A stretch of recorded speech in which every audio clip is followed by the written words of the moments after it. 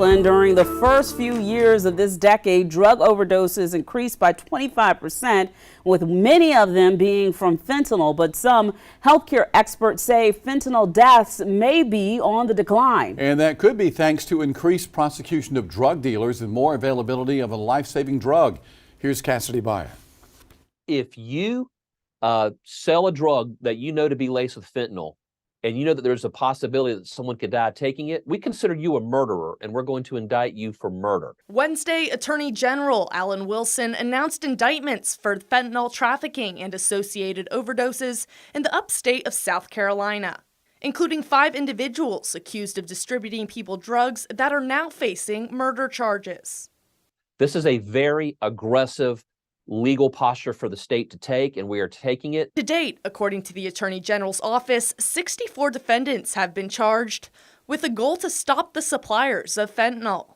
We've identified that there have been, I think in Greenville County alone in 2022, there were over 270 related deaths. That number has dropped significantly, I believe, due in part to this investigation. The people were taken off the streets and the drugs were taken off the streets. I think we really have seen a leveling off of the incidence of overdoses that South Carolinians are experiencing. Also helping to lessen deaths even more is an increase in the availability of a life-saving drug. Sarah Goldsby is the director of the Department of Alcohol and Other Drug Abuse Services, who helped start the Overdose Protection Project in 2016 with DHEC. So naloxone is an FDA-approved medication that blocks opioid receptors.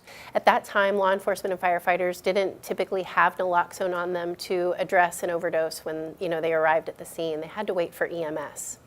And so by getting that program up and running and making sure that officers and first responders across the state were trained and equipped with naloxone, they've been able to reverse thousands of overdoses ahead of an ambulance or EMS response.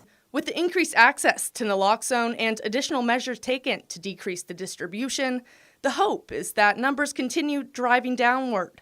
Well, some of my goals and my aspirations are to work with the legislature to give us more aggressive laws, actually putting murder as a potential crime for the distribution of fentanyl. Reporting from Columbia, Cassidy Byer, News 19 WLTX.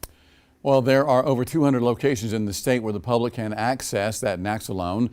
Last year, they were able to distribute over 34,000 prevention kits.